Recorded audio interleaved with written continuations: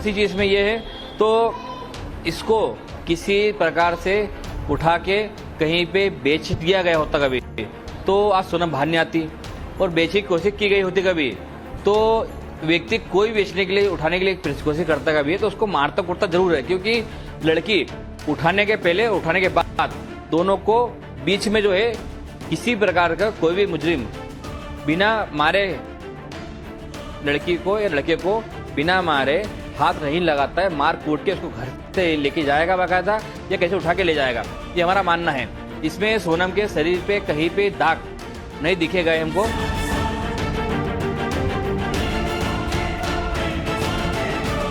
आपको इस बात पर यकीन हो रहा है कि सोनम ने ही राजा को मारा है, या जो सोनम के पिता कह रहे हैं कि उसकी किडनैपिंग हुई, आपको लगता है ऐसा भी हो सकता है? देखिए, सोनम की किडनैपिंग तो नहीं हुई है, ये तो मुझे आज मालूम पड़ चुका है, क्योंकि सोनम की किडनैपिंग हुई होती कभी तो मैंने भी इतनी मूवी देखी है। तो किडनैपर जो भी किडनैपर होता है वो पहले तो किडनैपर जिसको किडनैप करता है उसको मारता है, कूटता है, परेशान करता है, फिरौती मांगता है, जो कि हमारे पास अभी तक में इतने दिन में 17 दिन में कभी फोन ऐसा नहीं आया है। तो किडनैपिंग तो इसमें नहीं है, पहली चीज तो ये है। दूसरी चीज में ये है तो इसको किसी प्रकार से उठा के कहीं पे बेच दिया गया होता कभी तो आज सोनम बाहर नहीं आती, और बेचने की कोशिश की गई होती कभी तो व्यक्ति कोई बेचने के लिए उठाने के लिए कोशिश करता कभी है तो उसको मारता कुटता जरूर है, क्योंकि लड़की उठाने के पहले उठाने के बाद दोनों को बीच में जो है किसी प्रकार का कोई भी मुजरिम बिना मारे लड़की को या लड़के को बिना मारे हाथ नहीं लगाता है, मार कूट के उसको घर से लेके जाएगा बाकायदा या कैसे उठा के ले जाएगा, ये हमारा मानना है। इसमें सोनम के शरीर पे कहीं पे दाग नहीं दिखे गए हमको, और सोनम के चेहरे पे मासूमियत जो दिख रही है वो एक तरफ से दिखा रही है।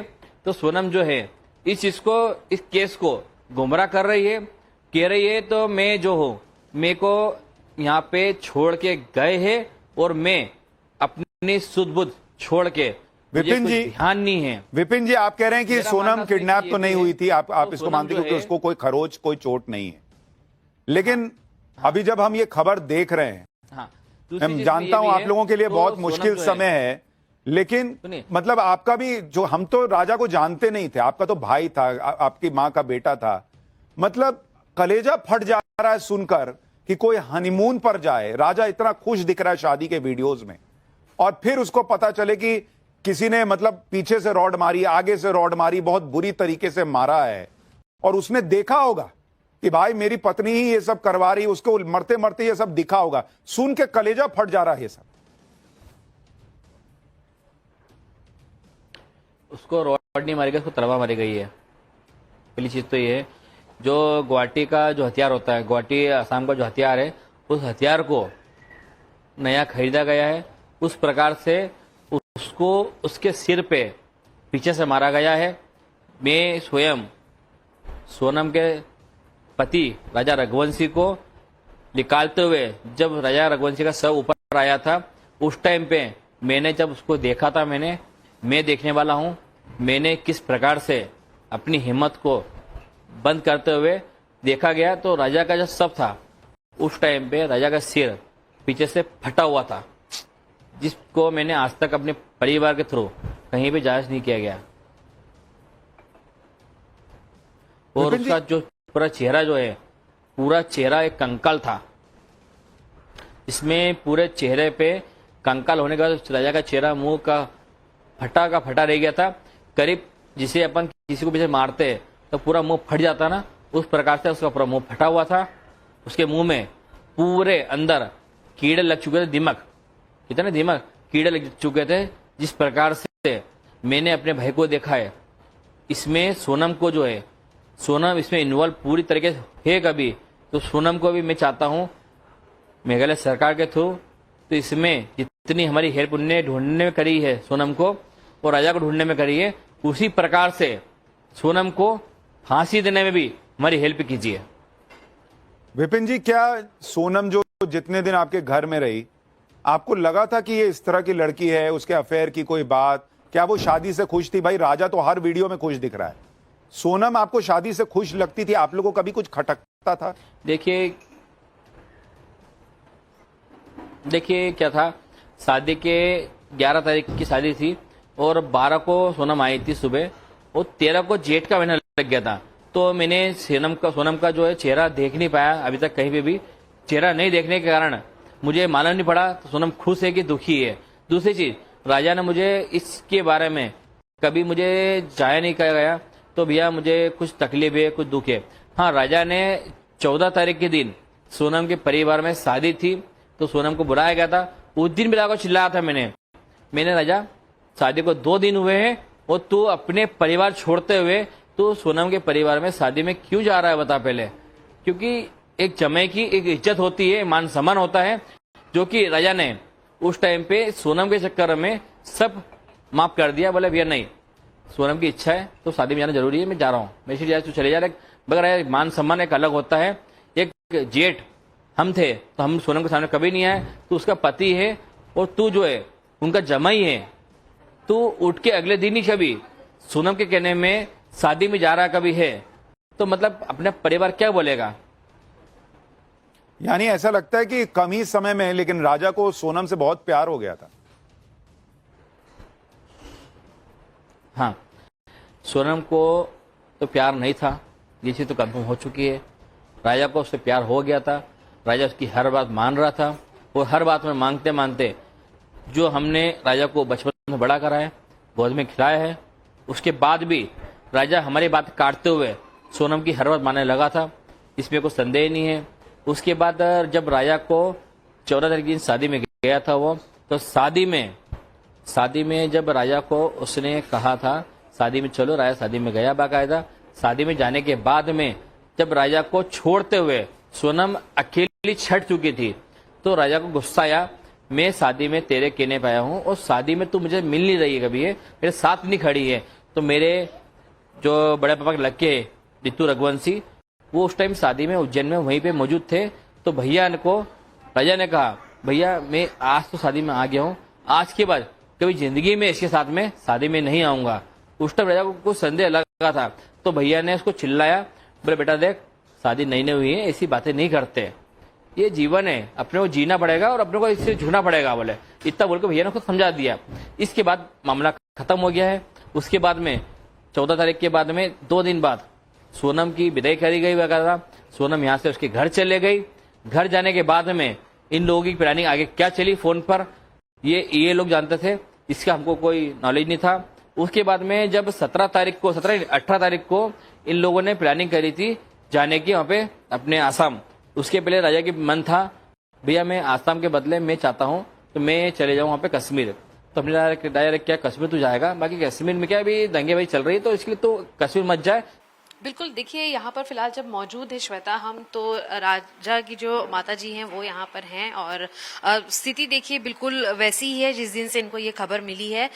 लेकिन एक बार कोशिश जरूर करेंगे हम बातचीत करने की, क्योंकि लगातार जो नए तथ्य हैं वो सामने आ रहे हैं। आंटी माफी चाहती हूँ, आपसे बात करनी पड़ रही इस समय, लेकिन एक के बाद एक जो खुलासे हो रहे हैं उसमें ये भी बात सामने आ रही है कि जिस व्यक्ति ने इस पूरे मर्डर को अंजाम देने में साथ दिया था, उसकी माता का कहना है कि उनका बेटा ऐसा नहीं कर सकता। क्या आपको कभी शक हुआ सोनम के ऊपर कि वो किसी तरीके से ऐसा कुछ सोच सकती है, कर सकती है? पहले तो बिल्कुल भी शक नहीं हुआ था कि सोनम ऐसा कर सकती, मगर पूरा यकीन से कह सकती हूँ कि सोनम नहीं करा, जो कुछ करा वो सोनम नहीं करवाया, उसकी साजिश थी, उसने मिलकर मेरे चोरों को मरवा दिया। लेकिन देखिए ये भी बात सामने आ रही है कि जिन लोगों के साथ उसने ये काम किया वो सारे उसको दीदी कहते थे, बहन कहते थे। ऐसी बातचीत उस आरोपियों की घर वालों द्वारा कही जा रही है। भले वो दीदी कहते थे, बहन कहते थे, मगर इसमें उसने ऐसा हाथ क्यों आया उसका? फिर वो जब दीदी कहते थे तो फिर मतलब उनसे राजा की क्या दुश्मनी थी? सोनम से भी क्या दुश्मनी थी? वो तो उसका पति थे ना, उसको तो उसको बचाना चाहिए था ना, कि मारते हुए देखना चाहिए था।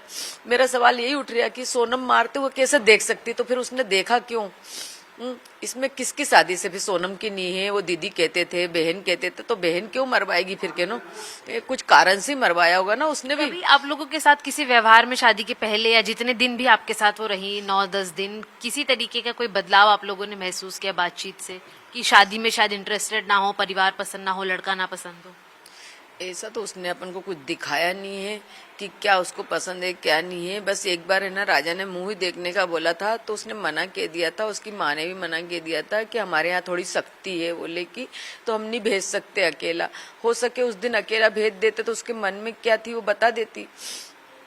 बस यही मेरे को पता है, इसके अलावा नहीं मालूम। लेकिन अगर अब मैं फिलहाल की बात करूं तो जो आरोपी अरेस्ट हुए हैं एक बहुत ही सामान्य परिवार से आने वाले लड़के हैं। उनके घर वालों द्वारा बस यही कहा जा रहा है कि ये इस तरीके का काम नहीं कर सकते हैं। जिस तरीके से अफवाह चल रही है, खबरें सामने आ रही हैं कि अफेयर था, चर्चा चल रही थी कि जिसके साथ अफेयर था सोनम का उसी ने इस पूरी हत्या को अंजाम दिया है। आपको लगता है ऐसा कुछ है? मतलब सोनम का क्लियर कट हाथ है इसमें? नहीं, सोनम का हाथ हो सकता है क्योंकि जब सोनम साथ में थी तो सोनम को कुछ खरोच क्यों नहीं आई। सामान लुटता, दोनों को एक साथ लुटता, जो भी चोर था कोई भी था मतलब वो एक साथ मार के दोनों को फेंक के जाता। या तो उस टाइम पे सोनम को कहीं ले जाता, बाहर भेजा जाता, बेचा जाता तो सोनम आज वापस क्यों आती, वापस क्यों आती। या तो आगे मार के फेंकते तो सोनम की लाश मिलती, जैसे मेरे बेटे की मिली वैसे उसको मिलती। उनको क्या करना, उनको तो पैसे से मतलब था ना। मगर ऐसा क्यों नहीं हुआ, सवाल तो यही उठ रहा ना अपना।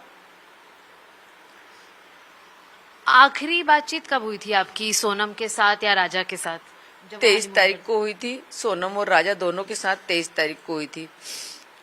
वहाँ की जो गार्ड है ना उसने बताया गया कि राजा आगे की तरफ था, 3 लड़के इंडियन थे उनके साथ और सोनम थोड़ी पीछे की तरफ थी।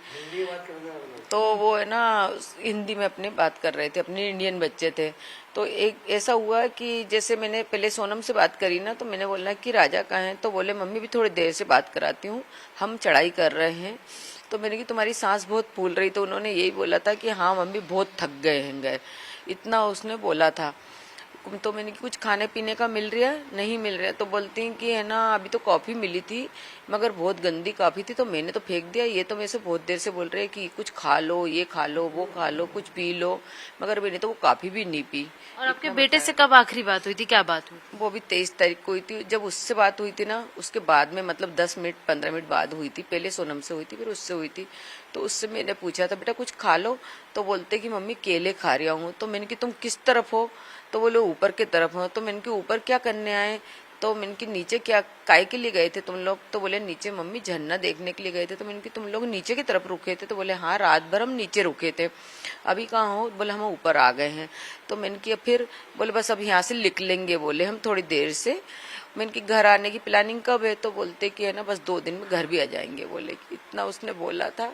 बस इसके बाद में ये सब हादसा हो गया उसके बीच में, मतलब 2-2:30 बजे के बीच में हो गया। बस एक आखिरी सवाल ये भी लेना चाहूंगी कि जिस तरीके से आपके परिवार की तरफ से पक्ष रखा जा रहा है, सोनम के परिवार द्वारा रखा जा रहा है, कुछ आरोपियों के परिवार द्वारा भी पक्ष रखा गया। सोनम के परिवार का भी कहना है कि उन्हें विश्वास नहीं हो रहा कि इस तरीके के खतरे को या इस तरीके की घटना को अंजाम दे सकती है, लेकिन यदि अगर सोनम ने ऐसा किया है तो उसके साथ भी इंसाफ होना चाहिए। सोनम ने गलत किया तो उसको तो मतलब सजा कड़ी से कड़ी मिलनी चाहिए। वो जो लड़के हैं सबको मिलना चाहिए, जितनी भी वो गेम है गई। और अगर उसने नहीं करा तो अपन क्यों बोलेंगे, उसने गलत करा होगा तभी ये सब सामने आ रहा है ना, वैसे तो कोई कुछ चीज सामने आती नहीं है। तो आपको भी पूरा विश्वास है जिस तरीके के तथ्य सामने आ रहे हैं कि इसके अंदर सोनम का पूरा हाथ है? क्योंकि अब बातें ऐसी आ रही ना, मतलब रोज बढ़ रही हैं। कल थोड़ा अलग था, कल तक विश्वास नहीं हो रहा था मेरे को बिल्कुल भी कि सोनम ऐसा कर सकती, मगर आज तो पूरा विश्वास हो रहा है ना कि सोनम ने ऐसा करा, क्यों करा मेरे छोरे के साथ। देखिए ये भी एक बात सामने आई है, कुछ सूत्र ये भी दावा कर रहे हैं कि जब इस पूरी घटना को अंजाम दिया जा रहा था तो सोनम खुद भी उन आरोपियों का साथ दे रही थी जो कि इस पूरी घटना को अंजाम दे रहे थे। ये भी आ रहा है कि उसकी लोकेशन भी पता चल रही, वो कहाँ कहाँ गई थी ये भी पता चल रहा है। हम तो सुन रहे हैं सब सारी बात, क्योंकि वहाँ निकाली जा रही है वो किससे बात कर रही थी, क्यों कर रही थी, वो कहाँ कहाँ छिपाई जा रही थी। उससे आगे आगे वो 3 आरोपी चल रहे थे। आप लोगों का कोई उत्तर प्रदेश से कनेक्शन है, गाजीपुर के आसपास से जहाँ से वो मिली है? नहीं, हमारा कोई कनेक्शन नहीं है। कनेक्शन है तो वो सोनम का ही है। जो जितने लड़के हैं सब वो उधर के ही हैं, कहाँ कहाँ के हैं ये सब सोनम को ही पता था और वो लड़के उनको पता था। अच्छा, इस पूरे घटनाक्रम के बाद से आपकी सोनम के परिवार से कोई बातचीत हुई, उनकी माता पिता भाई से किसी से भी कोई बातचीत हुई? किसी से बात नहीं हुई। कल उनकी मम्मी से मेरी बात हुई थी तो मैंने कहा देखो ये क्या देखने को मिल रहा है, क्या सुनने को मिल रहा है, और सोनम ने ऐसा करा तो क्यों करा, कर सकती क्या सोनम? तो बोले वो भी भगवान जाने, करा नहीं करा, बोले मेरे को भी नहीं मालूम, सब जांच चल रही है, जो होगा वो आगे आएगा, जो तुम चाहते वही होगा। बोले कि सोनम ने गलत करा तो उसको फांसी मिलेगी। बोले आप क्या चाहती हैं कानून से? कानून से भी मैं यही चाहती कि देखो मेरा तो बेटा चला गया और किसी का बेटा नहीं जाए। ऐसी लड़की सातिर पैदा हुए कि जो बच्चे को मरवा दे, तो ऐसी बच्ची को जीने का कोई हक नहीं। बस मैं यही चाहती हूँ। देखिए श्वेता, जितनी कोशिश हम कर सकते थे इस बातचीत की वो हमने की, और ये भी काफी स्पष्ट है कि अभी भी दोनों परिवारों के बीच में संपर्क जो है वो जारी है और लगातार मुद्दा जांच के विषय पर आकर अटकता है। क्योंकि जिस तरीके से हम कुछ देर पहले मकरंद हमें एक परिवार की आवाज सुना रहे थे, वहां से भी ये साफ हो जाता है कि किसी भी परिवार के शख्स को भरोसा नहीं हो पा रहा कि इस तरीके की घटना को अंजाम दिया जा सकता है। लेकिन जिस तरीके से माहौल इस घर के अंदर खुशहाली का था कि बहू का स्वागत दोबारा किया जाता